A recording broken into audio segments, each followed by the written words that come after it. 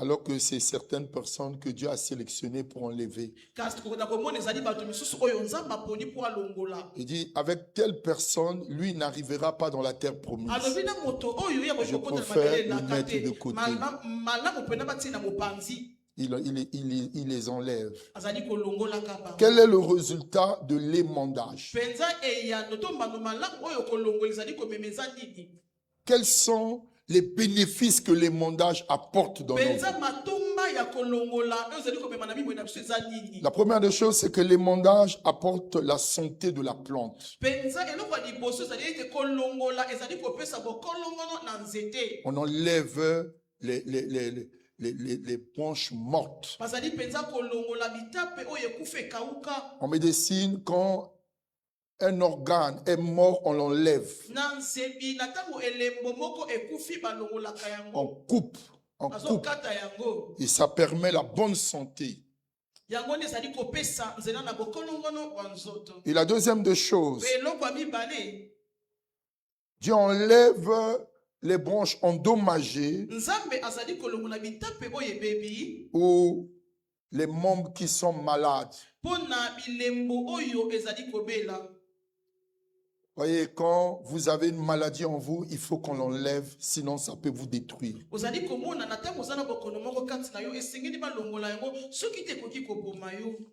Il y a certaines personnes qui sont malades, qui ne sont pas une bénédiction pour vous. Et Dieu va les enlever. Un autre point, c'est que l'émondage aide à avoir plus de lumière.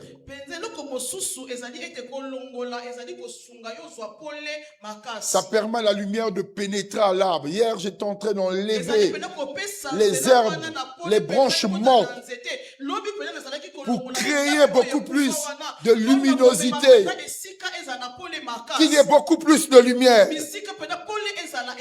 Et l'émondage, c'est une œuvre d'un spécialiste. Cela permet la santé de l'arbre. Alléluia. Alléluia. Il y a certaines personnes, tant que tu continues avec eux, tu n'entreras jamais dans de nouvelles saisons dans ta ministère. Je répète ce que j'ai dit. Il y a certaines personnes, tant que tu continues avec eux, tu n'entreras jamais dans certaines saisons de ta vie. Alléluia. Alléluia. Une bonne personne, Dieu peut l'émonder. C'est Dieu qui fait, qui taille. Moïse était une bonne personne, mais Dieu l'a enlevé. Alléluia. Alléluia. C'est ce que Dieu fait. Et nous devons comprendre. Josué avait la sagesse pour la terre promise. Moïse n'avait pas la sagesse pour la terre promise. Mais pourtant, il avait reçu la mission. Dieu l'a empêché de rentrer. Parce que Dieu voit ce que nous ne voyons pas. Mais pourtant, Moïse était un charismatique. Il avait la sagesse du désert, mais pas la sagesse de la terre promise. Mais c'est Josué qui avait la sagesse de la terre promise. Alléluia. Alléluia. Que Dieu nous aide. La mort est quelque chose que seul Dieu fait.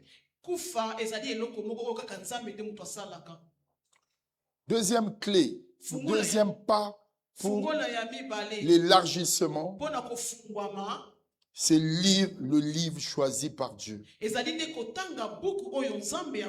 Lire le livre choisi par Dieu. Dans Josué chapitre 1 verset 8, Dieu parle à Josué Josué 1, verset 8, il dit que ce livre de la loi, il montre que ce livre de la loi ne s'éloigne point de ta bouche. Que ce livre de la loi, Josué, pour réussir,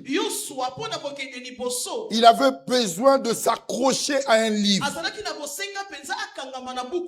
Beaucoup veulent s'élargir, mais sans lire un livre. Il y a un livre que Dieu t'appelle à lire. Et ce livre te permet de t'élargir. Ce livre te donne la sagesse pour ton élargissement. Dans Ézéchiel chapitre 3, verset 1. Je demande au prophète de manger un livre. Il me dit, fils de l'homme, mange ce que tu trouves. Mange ce rouleau. Et ensuite, va parler aux enfants d'Israël. Un homme de Dieu doit d'abord lire, doit manger le livre avant d'aller parler.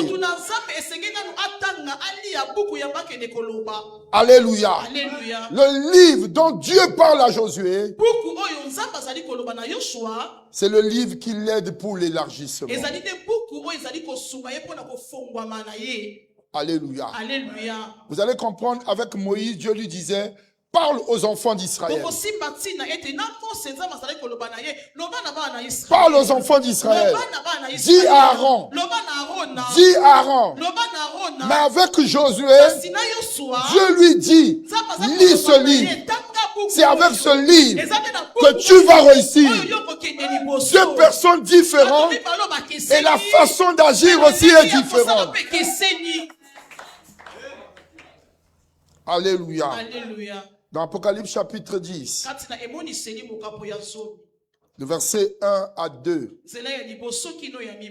je vis un autre ange puissant qui descendait du ciel, enveloppé d'une nuée. Au-dessus de sa tête était l'arc-en-ciel. Et son visage était comme le soleil. Et ses pieds comme la colonne de feu. Verset 2. Il tenait dans sa main un petit livre ouvert. Voyez, il tient dans sa main un petit livre ouvert. Il posa son pied droit sur la mer et son pied gauche sur la terre. Bien aimé, quand on parle de la mer, ça parle des continents. La mer sépare les continents. Et on parle de la terre. Mais celui qui a posé les pieds, il a un livre en main. Et Dieu dit à Josué, dans Josué 1 verset 3, tout lieu que foulera la plante de tes pieds. Tu ne vas pas seulement fouler le pied, mais sache-le, pour ta réussite, tu as besoin d'un livre. Tu dois t'appuyer sur le livre. Et ce livre-là, tu le manges pour donner au peuple. Un homme de Dieu doit lire pour réussir. Ton élargissement passe par un livre. Lorsque tu manges, tu fais sortir ta prédication. Lorsque tu manges, la parole devient une partie de toi. Et c'est ce que Dieu nous demande. Nous devons d'abord manger avant de parler. Mais lorsque tu ne manges pas, tu vas aller parler, tu vas dire quoi? D'Apocalypse 10, verset 10 à 11. Écoutez ce que la Bible dit. Je pris le petit livre de la main de l'ange et je l'avalais. Je l'avalais. Avaler un livre. Cela pas de lire le livre. Le livre. Le livre. Le livre. Il fut dans ma bouche, doux comme du miel. Mais quand je lui avalai, mes entrailles furent remplies d'amertume.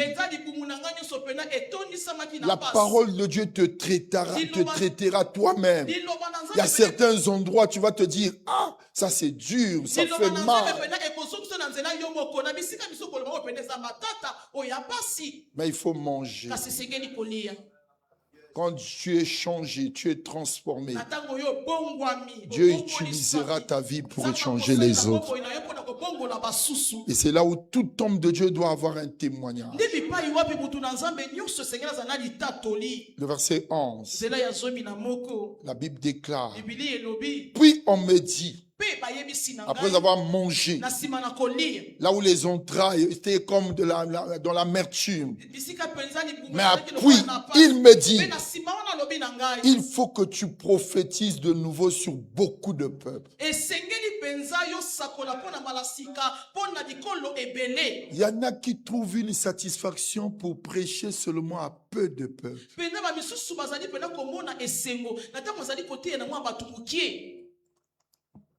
Bien-aimé, élargis-toi. Si tu manges le livre, cherche à parler à beaucoup de peuples. Beaucoup de peuples. Alléluia. Alléluia. En 2 semaines, j'ai parlé à plusieurs peuples. Je suis parti à Pointe-Noire. Je suis parti à la frontière de l'Angola. J'ai enseigné la parole. Je suis venu à Ngoyo. J'ai enseigné la parole. Je suis parti à Tchétché. J'ai enseigné la parole. Je suis parti à Luandjini. J'ai enseigné la parole. Je suis venu le dimanche. Et mercredi, je suis allé en Gangalingolo. J'ai enseigné le peuple. Pourquoi? Quand tu as mangé, cherche à partager. Oh, il y en a qui se limitent entre les 4 coins. Je dis, si tu manges, parle à beaucoup de peuples. Parle à beaucoup de peuples. Tu peux créer les conditions pour parler à beaucoup de peuples. Beaucoup de peuples. Beaucoup de gens meurent sans écouter l'évangile parce qu'ils ne trouvent pas des gens qui ont mangé la parole qui peuvent leur parler. La réussite de Josué passait par un livre. J'aimerais dire au peuple de Dieu, nous connaissons tous Dieu par un livre. Tu ne peux pas connaître Dieu hors du livre. Dieu est connu dans la Bible. Tout ce que nous pouvons dire de Dieu doit être vérifié par la Bible. Et si cela est hors de la Bible, ça veut dire que ce n'est pas de Dieu. C'est par Dieu, par la Bible que nous connaissons Dieu. Et nous devons manger la Bible. Nous devons lire la Bible. Voilà pourquoi Dieu dit à Josué, c'est par ce livre que tu réussiras. Pas autre chose. Est-ce que tu es là? Tu es ce que tu manges. Quand quelqu'un prend du poids, on dira qu'il a beaucoup mangé.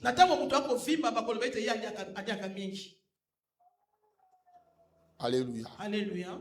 Quand tu as beaucoup appris, tu as beaucoup reçu, ce que Dieu attend, va donner. Va donner. Va donner. Or, nous avons des gens qui sont constipés. Ils ont reçu beaucoup, mais ils donnent peu. Or, la Bible dit, ceux à qui on a beaucoup donné, il leur sera beaucoup demandé. Si tu as beaucoup reçu, donne aussi plus. Un éléphant ne peut pas manger la même quantité de nourriture qu'une chèvre.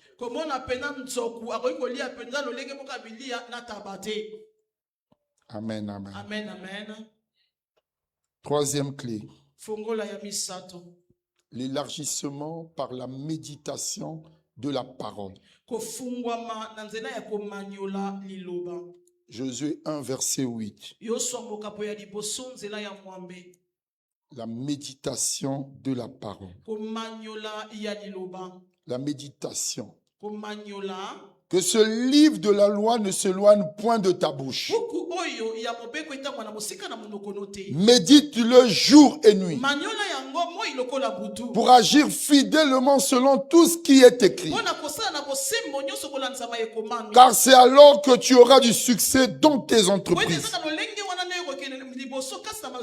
C'est alors que tu réussiras. Bien-aimé, ce que Dieu attend pour toute personne qui fait le ministère, c'est la réussite. Mais malheureusement, il y en a qui échouent. La méditation est la clé pour la réussite. Toute prédication vient de votre méditation. Il y a 4 choses que nous devons comprendre sur la méditation. La méditation, c'est l'art de réussir. Celui qui médite, il va réussir. Méditer, c'est aussi l'art d'extraire la sagesse. L'art d'extraire la sagesse. Tu vas retirer la sagesse par la méditation. Par la méditation, c'est aussi l'art de penser profondément. Et dans la méditation, on se pose des questions.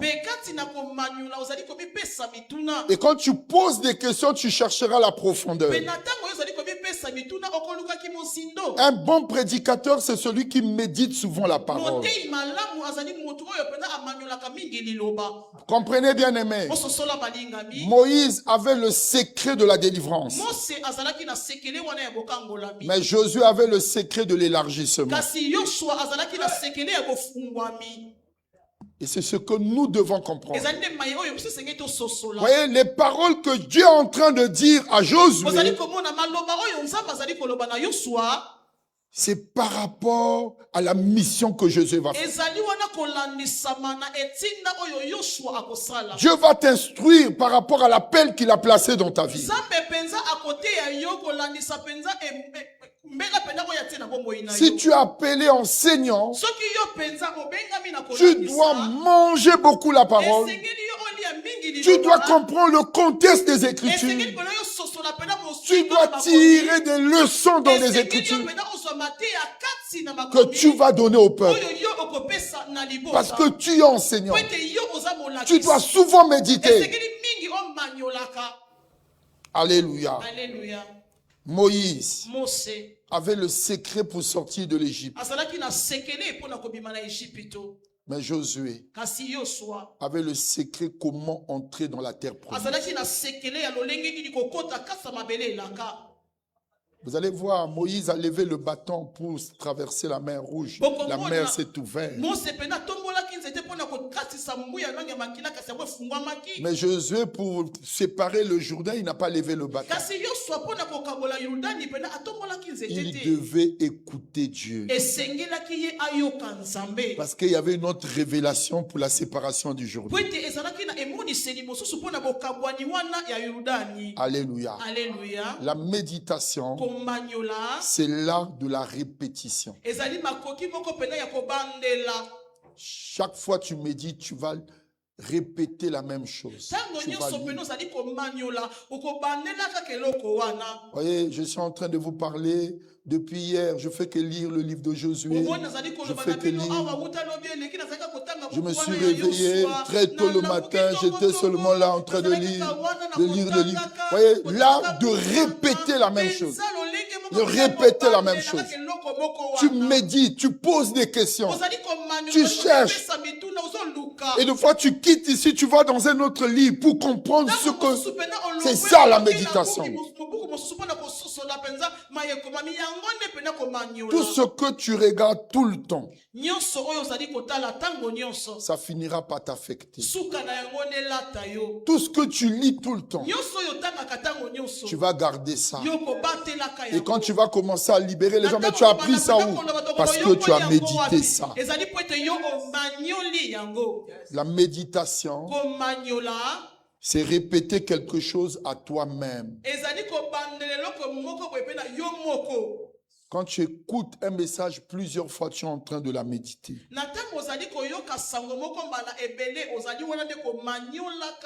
Et c'est la clé pour entrer dans la terre promise. Un homme de Dieu doit méditer les Écritures. Quatrième clé ou quatrième pas pour l'élargissement.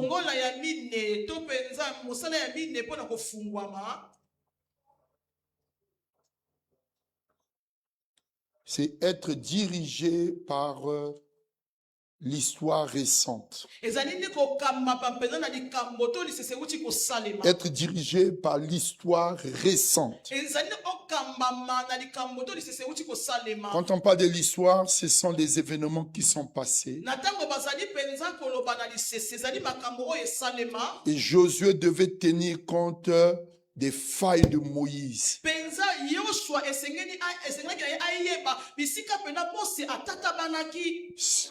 Comment est-ce que le peuple s'est comporté vis-à-vis de Moïse?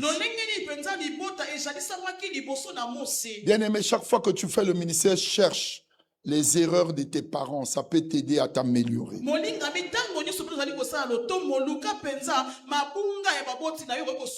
Ou cherche les erreurs, à connaître les erreurs de ceux qui t'ont précédé, au risque de ne plus répéter les mêmes erreurs. Et dans la fin du chapitre 1, Josué chapitre 1, verset 16 à 18,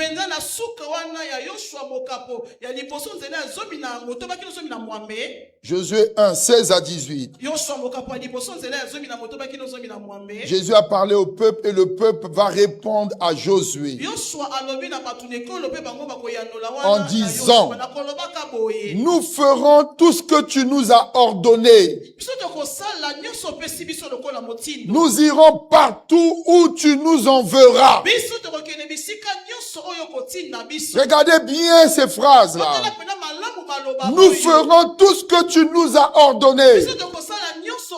Or, quand les gens étaient avec Moïse, lorsque Moïse disait allons dans la terre promise, il y avait un peuple rebelle qui disait nous n'irons pas là-bas parce que là-bas il y a des géants. Vous ne pouvez pas faire le ministère avec des gens qui vous désobéissent. Vous n'irez jamais loin. Vous n'allez pas accomplir quelque chose. Et Josué devait tenir compte des histoires de Moïse pour éviter de vivre les mêmes choses. Et le peuple dit: nous irons partout où tu nous enverras. Vous ne pouvez pas avoir un gros ministère quand vous envoyez des gens qui se rebellent.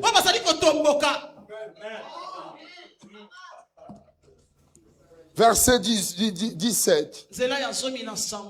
Nous t'obéirons entièrement.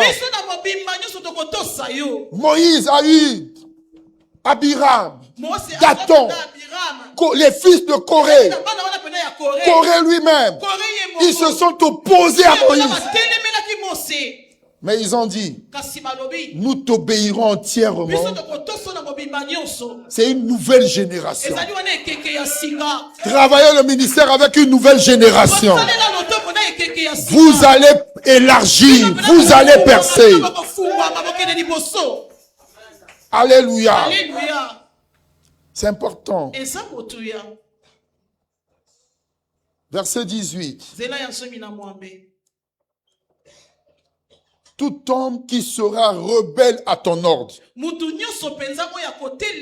et qui n'obéira pas à tout ce que tu lui commanderas sera puni de mort. Fortifie-toi seulement et prends courage. Bien-aimé, dans le ministère, Prenez conscience qu'il y en a qui ont commencé avant vous. Ce que vous faites, vous n'êtes pas le premier. Il y a des gens qui ont commencé avant. Et vous pouvez tirer des leçons de leur combat, de leurs erreurs. Et comment est-ce que cela peut vous aider à améliorer. Certaines personnes doivent quitter votre ministère si vous voulez vous élargir. Ce sont des rebelles.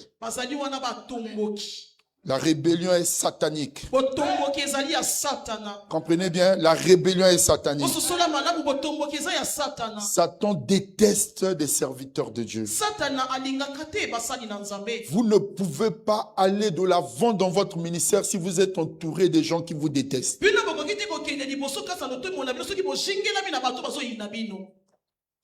L'église ne découlera jamais. C'est comme si vous construisez les murs. Quand vous allez dormir la nuit, on fait tomber les murs. Le ministère doit avoir des personnes loyales. Vaut mieux qu'il y soit peu, mais ils sont dans la loyauté, qu'il y avoir beaucoup qui sont dans la déloyauté.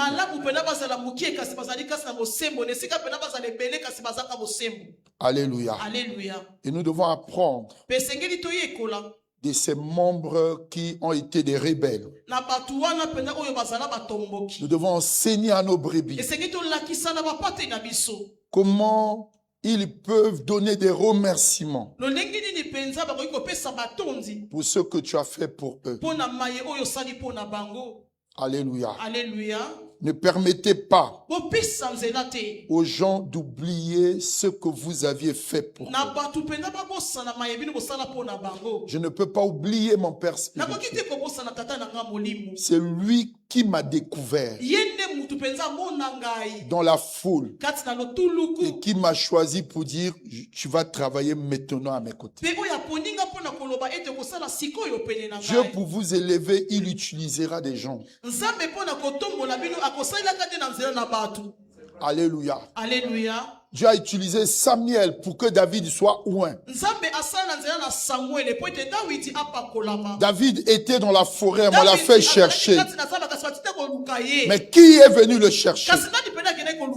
Parce que Samuel était venu dans la maison de son père.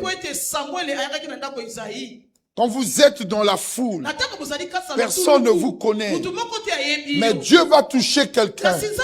Il mettra les yeux sur vous. Et il va vous mettre à ses côtés. Il va commencer à vous former pour votre grandeur. C'est ça le ministère.